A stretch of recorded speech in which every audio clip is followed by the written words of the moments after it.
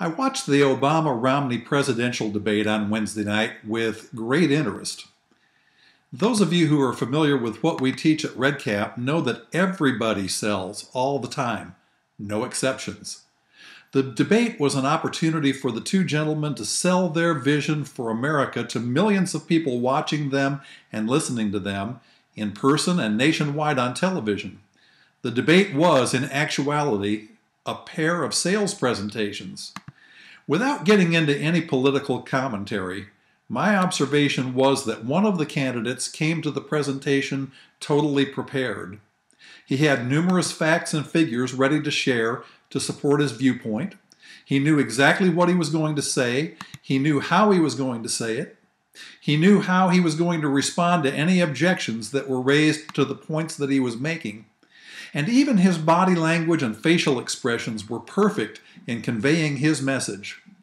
As a result, his presentation was confident, smooth, powerful, and convincing. The other candidate was not as well prepared, and as a result, his presentation was weak and ineffective. He stumbled, lost his train of thought, and was constantly challenged effectively by his competition. It was probably evident to most viewers that one presentation was successful and one was a failure. So what does all this have to do with us business owners and salespeople? You may not be confronting your competition face to face, as is the case in a debate, but rest assured you have competitors offering the same products and services you do. If you want your sales presentation to be successful, for people to believe what you're telling them, be attracted to you and your product or service, and buy from you, your sales presentation must be confident, smooth, powerful, and convincing. So how do you accomplish that?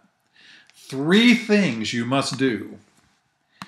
Number 1, thoroughly script what you're going to say so that you can be confident in talking with your prospects no matter who they may be.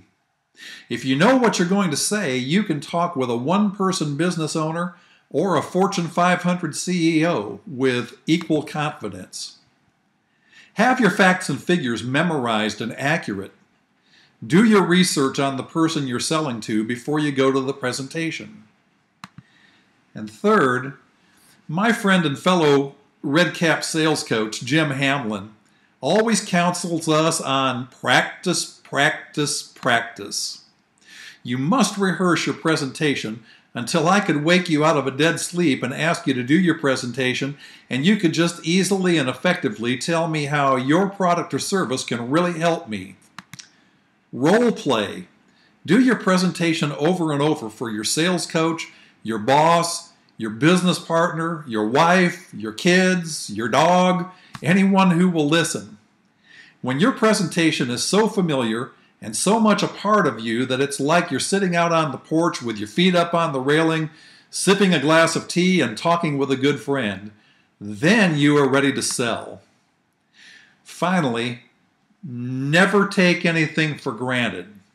If you don't do the work to make your sales presentation top-notch, chances are good that you have a competitor out there who will, and they will win the business that could have been yours with some attention, effort, and rehearsal.